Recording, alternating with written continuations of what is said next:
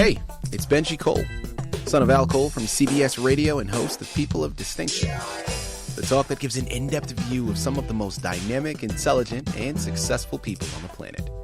Run to our website, peopleofdistinction.org for more info, or you can always email me directly at benji@alcoleenterprises.com.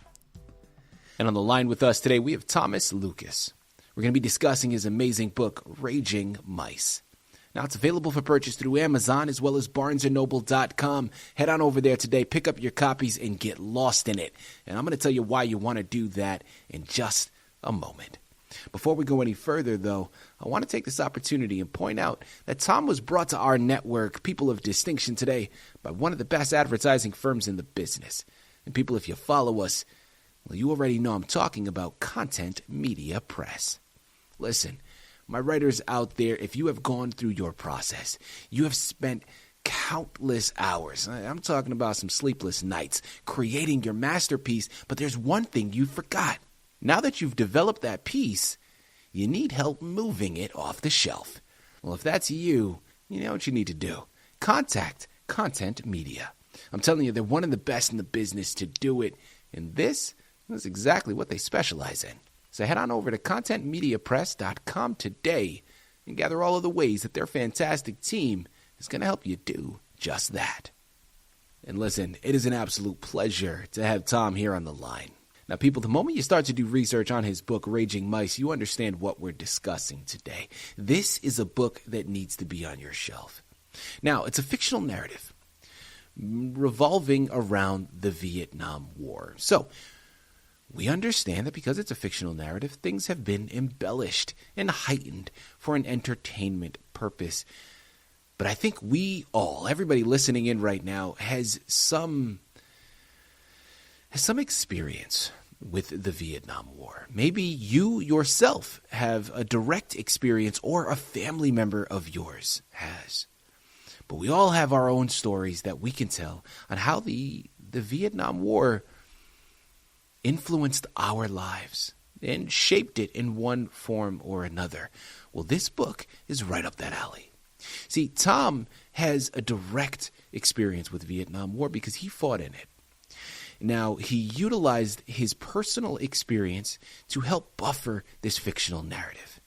It's going to walk you through the process, and you can see how war, and that particular war, affected the characters that he has in this book, but also those that actually dealt with it. People, there are a lot of things happening here.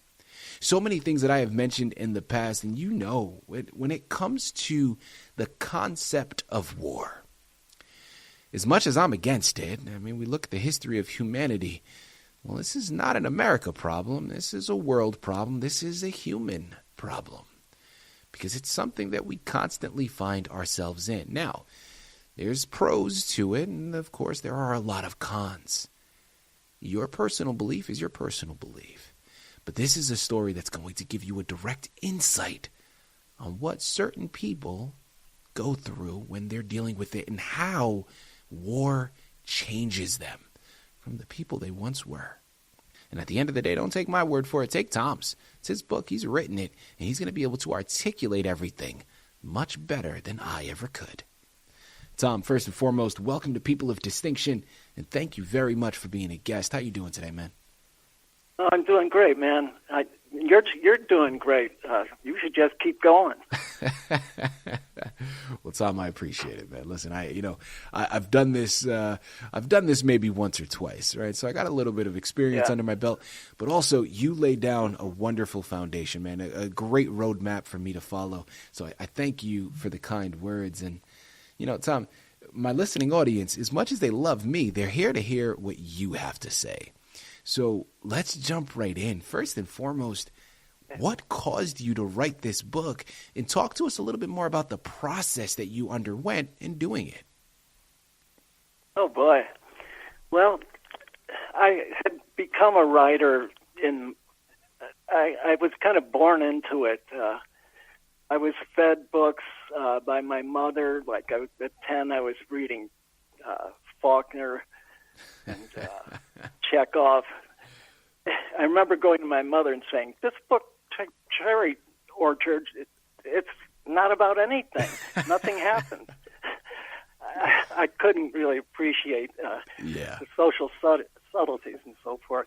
But by the time I was drafted at 18, I had begun a first novel, handwritten in notebooks, and it was kind of an typical romantic autobiographical kind of fiction. After I wrote that, I was in Vietnam. I finished in Vietnam, and I immediately got this inspiration to start writing about the experiences I was having as a lower-ranking enlisted man. Well, this is a long creative odyssey. When I got back from Vietnam, I holed up in a little country town, Lodi, New York, and I began pounding away at this Vietnam book. 550 pages later, I had my manuscript. I sent it to a top agent who I got turned on to by a professor I had known, and she tore it to shreds. Wow. All writers are going to go through this, I imagine. Mm-hmm. If not, wow. So I realized she was perfectly correct. I had written a kind of episodic description of what happened to me, and her criticism, I realized, was right on. I was pretty depressed, I had spent so much time and so much effort on it, and I had lost my first novel. I left it in a taxi cab in New York City. Oh, wow. And never got it back. So the Vietnam book, I went on, I was in college, I was writing songs and doing music, and one day I was kind of fed up about the Vietnam book, and I took that 550-page manuscript and I dropped it into a big trash barrel, threw it away. I think it was Pound, maybe it was Eliot, who wrote "To Murder and Create." I would have used other words than that, but I understood what he meant. Yeah. Sometimes you have to burn the bridge you are erecting so you could erect a much better bridge. Mm-hmm.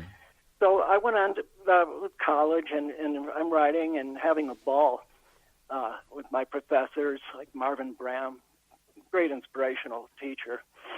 And one Christmas Eve in my last year of college, it came to me suddenly this idea of how a fictional novel could capture the essence of what I had experienced, but do it in a really sharp, concise way, and using dreams to illuminate the characters.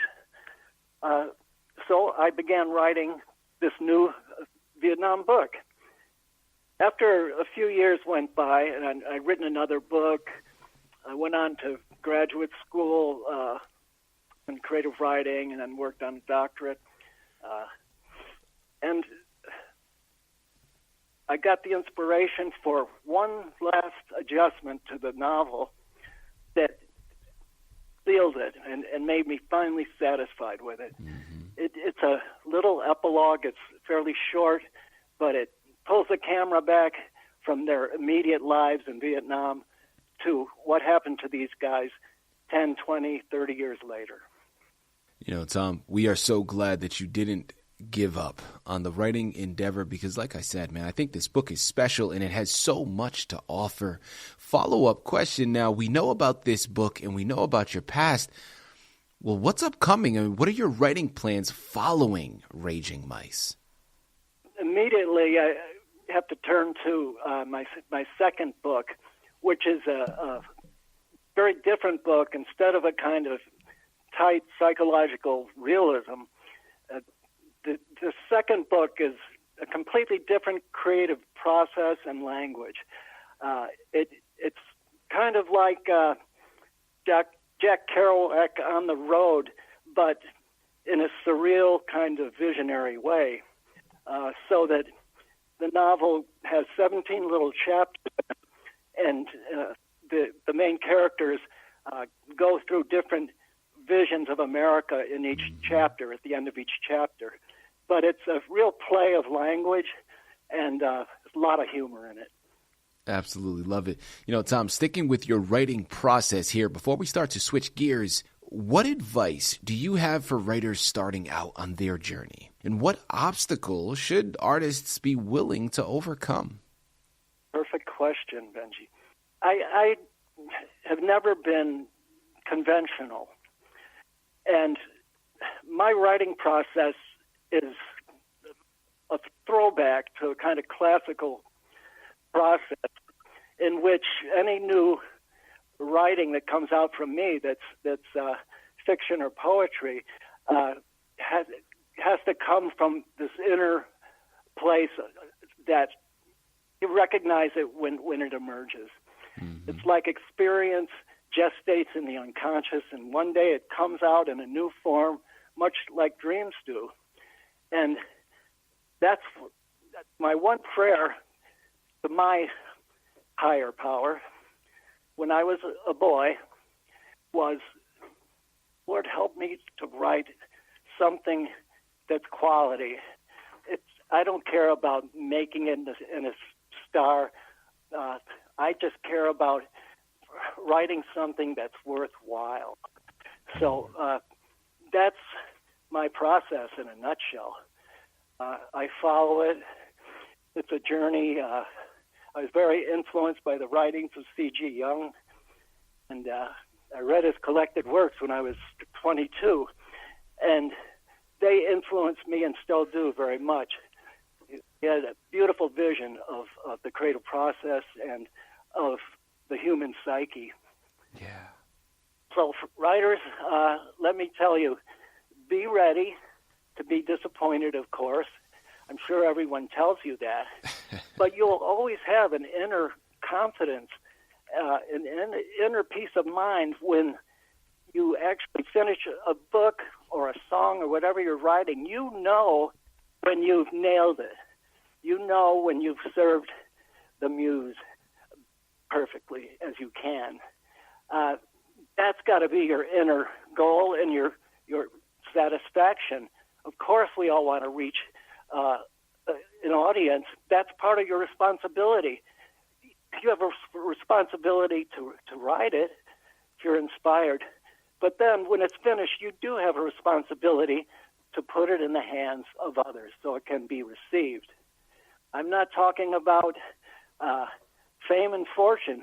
I'm talking about doing what you can in our little ordinary ways to start getting it in the hands and minds of others. Yeah. That's what I've done all my life.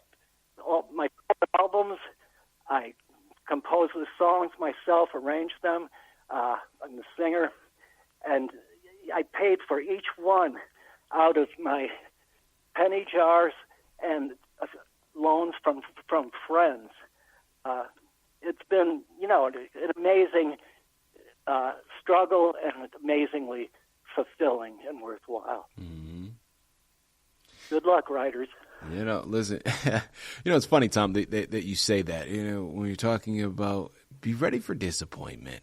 And really, Abby, that's something that artists across the board can relate to, not just writers. I always thought that there was a particular insanity that an artist has to possess to continue to do it, man, because we do it for the love and the passion of the artwork. But as you said, there's such a small percentage of us that actually make it to this financially successful platform, right? Or position. Yeah. So all of the rest of us, we're stuck there with a mountain of rejection, but still with a smile on our face because we do it because we love it, right? That's the passion behind it. People, I'm telling you, Amazon, Barnes & Noble, Raging Mice is the book you have to pick up by Thomas Lucas. This is something you need to add to your shelf. And Thomas mentioned it a number of times already. He is a writer. He has 2 books out, but he's also a singer and a songwriter. And that's really where I wanted to go next. Tom, I know you're a singer and a songwriter. You've recorded 4 albums of original music. That is fantastic. Congratulations on that. But tell us a little bit more about your background in music. I'm a self-taught musician. I grew up in the first big house built in the middle of the Finger Lakes in 1815. So I grew up in an atmosphere that had 19th century, 20th century, and the new millennium in it. And I was influenced by all of those environmental and psychic elements around me. Yeah. My grandparents, born in the late 1800s, my incredible mother suffered terrible tragedy. My father was a writer. He just published for National Geographic. He's on assignment in Chicago. He crosses the street, gets hit by a car, severe head injury. Oh, my goodness. Eventually, he has a breakdown. He's hospitalized. The family's shattered. We go from middle-class achievers in Garden City, Long Island, to my mother takes us 3 kids together and in the back of a pickup returns us to the family old farm on the hill above the lake, above Seneca Lake. An old 16-room house that was once a hotel, but it was dilapidated when I lived in it.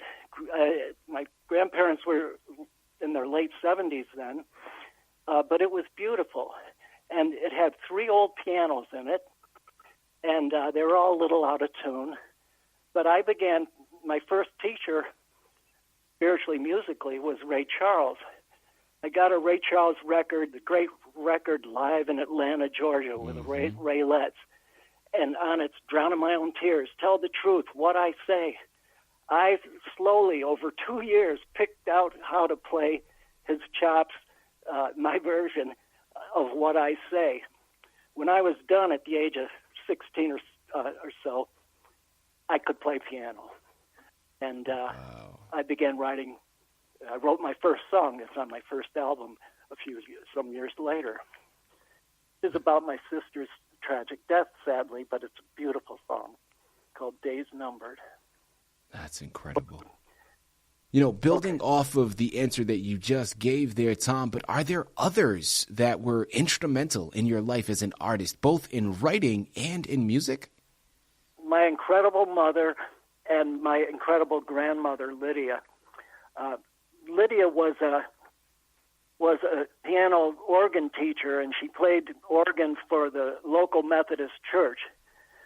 My mother was Catholic, so I had both of those influences on me, and they were mentors. My grandma taught me how to finger a scale.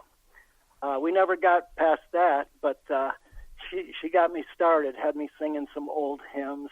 I can remember singing in a falsetto voice, "On a hill far away stood an old rugged cross." And she looked down at this 8-year-old kid and said, "Oh, Tommy, you have a wonderful temper." I always laughed about it because that was the weirdest falsetto. I don't know how but I guess she knew what she was talking about. But let me mention mentors. When I was at Buffalo studying, there was a great American poet, Robert Creeley. He really loved my first album, and he ensured that I got a tuition waiver and could stay in school and for as long as I wanted to, basically. And then there was another poet, John Logan, and then there's a great fiction writer, he's considered one of the new fictioneers, Raymond Fetterman. He wrote a well-known book, The Twofold Vibration. They were all very influential. Neil Schmitz, my American history literature mentor, and Diane Christian. William Blake was my major figure, and Diane Christian was my professor. Great influence on me. After that, many influences in life. Charlie Pilzer, he's a Grammy-winning engineer at Tonal Recording Studio in Tacoma Park, Maryland. he kind of I worked with him on all four of the albums and created a set with the four that I think is unique. It's like a poetic autobiography in song. Each album covers a different epoch of my life, leading to now. So Charlie Pilzer was very helpful, and he's just an extraordinary engineer. I know he's been nominated for Grammys a number of times. He looked at me with skepticism when I came in, but we became very good friends, and he likes my work. There you but go. Those are key figures. Listen, people, Tom is a remarkable individual. I'm telling you, you got to know the name. He is a force and an absolute embodiment of a person of distinction. But that's not all. I mean, this man, he's a writer, he's a musician, but he also has been a social activist. As we close out of here, Tom, tell us about your history of social activism. Oh, great. Yes, I've always been kind of a cultural maybe pioneer or something. When I was still a boy, about 16, I began growing my hair long. The Beatles and the Stones had just erupted, and I was the first kid in that rural conservative part of the Finger Lakes with long hair. And, pickup trucks would stop when I'm walking down the street, and people would yell at me and so forth. So I think the band I was in were the first social activism in a funny way. But I went on after college. I went to New York City, and I worked with Cesar Chavez's brother, Richard Chavez, who was head of the New York City boycott then, and also with the great Dolores Huerta. We all lived in the same house on 84th Street, and I was a boycott organizer for the Lower East Side. Boy, that was an education, and a lot of great stories from that. But after I worked for them, and they won their big fight, thanks to Jerry Brown and new legislation. But after that, I went home to Geneva, and I fought for the minority community that was really suffering in some real slum-like housing. And they were de facto segregated in a little housing project outside the city, the people of color. So I worked with a tenant organization and became the director of the Spanish Association of the Finger Lakes at the time, and we fought for enforcement of the codes that were on the books. And the first house that I use as an example, there was a Puerto Rican woman with her two baby children, and in her third-floor apartment, broken window, this is winter, one wall is covered with ice. I'm happy to say that we did win our case as far as getting the code enforced, and things improved some after that as far as housing went. And after that, I've been a supporter of people who I thought were progressive candidates. Some of them were people of color. Like all the kind of from Jerry Brown to Jesse Jackson and on forward. I tried to, I think every citizen has a responsibility to engage the democratic process. Mm-hmm. Our country is dying. Our culture is so sick. And somehow we have to find the middle ground and rediscover ourselves and rediscover this genius form of government that these genius founding fathers put together. Right now, it breaks my heart to see what's going on in the country. Yeah. So I think that gives you a taste of what I've tried to just do my little part with. Listen, people, we can have an entire discussion just on that. I mean, there is so much to talk about, but you know what you got to do. Okay, we're at the end of the interview now. We're going to hone it back in, and we're redirecting this back to Raging Mice because it starts there. Amazon and Barnes & Noble are where you got to go. Thomas Lucas is the author you need to thank for bringing it to your table. And again, Raging Mice is the title you need to add to your shelf. Check back in frequently. Get his other book. I mean, listen, there is a lot happening that Tom has to offer, and you need to get your hands into all of it. Head on over there today. Pick up your copies. While you're at it, get another copy as a gift for someone else to add to their shelf as well. Tom, this has been a true pleasure. An absolute delight. Thank you once again for being a guest on People of Distinction. You should count yourself first among that group, Benji. You're fantastic. Thank you so much for the chance to and speak with you.